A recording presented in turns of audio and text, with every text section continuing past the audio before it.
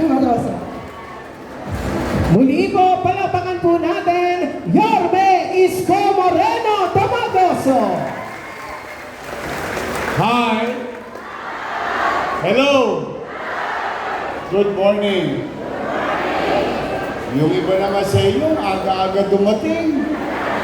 Sabi ko, alas 9 tayo mag-start. Pero okay mag-alala. Ang kalaban lang natin dito, init. Buti nga maluwalas. Hindi naman ko magtatagal. I love you. Hindi naman ko magtatagal. Mabilisan ko dahil yung mga ito pong kaagapay program, kung mapapansin nyo, parang kakaiba. Kung saan, dito, nung araw, hinahanap ko yung gobyerno na pagpapakasakali natin na tugunin yung mga pangangailangan natin o magbigay ng solusyon sa suliranin natin. Ito baliktad. Yung gobyerno ang naghanap sa inyo.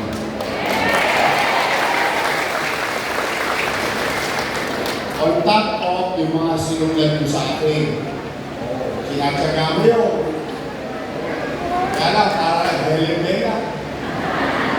Pag binabasa ko, talagang ano ba eh. Kaya ito naman, kahit na tayo yung itik-tipid, pinipilit kong pahabain yung kamay ko na mas marami tayong mayakap na mamamayan. Kaya po iniba namin, kami na nagharap sa inyo, at po mga kagapay, kami na ang pumunta sa inyo para kayo makausap ng personal. Kaya maraming salamat naman dahil hindi kayo nagsasawang sukulat. Siguro nakakapakulit na kayo o nakakabalita kayo na tinutubod ngayon ng pamahalang lungsod yung mga hinaing, pangangailangan, suliranin ng mamamayan. Kaya po, yan ang konsepto ng kaagapay program. Kami na, andyan dyan.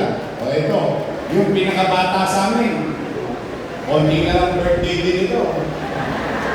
Asa ka ngayon mga senior citizen? I love you.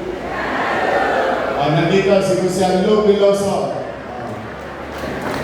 Si Kusial Joey Christian Oy. Si Elmer pa, kakain mo. Tatlo na yan. Dito pa. Si Walter Taloy Castañeda. Sino walang ipin? Wala, dire-diretso na. Walang saya. Kompleto. Ito, si Doc Mercado. At siyempre, yung may-asip ko bang Vice Mayor. May-asip pa, no? Ang ating Vice Mayor na si... Okay, pagkala. Hindi tayo hapit na alas 12 dito. Hindi, mag-abolo pa ako. Pero, mga nanay ko, tatay ko, pumanatag kayo. Basta pipilitin ko lagi magbuti. Pipilitin ko maging presente. Ano man ang meron dyan, na pwede mapagharingan ng tao. Kaya, ibibigay ko yung marapat na servisyo para sa inyo. Mag-umpisa na tayo. Ha? I love you! Sige, mag-ingat kayo. Kaya mawawalang pag-asa. Bagaman may mga krisis, suliranin tayo kinakaharap.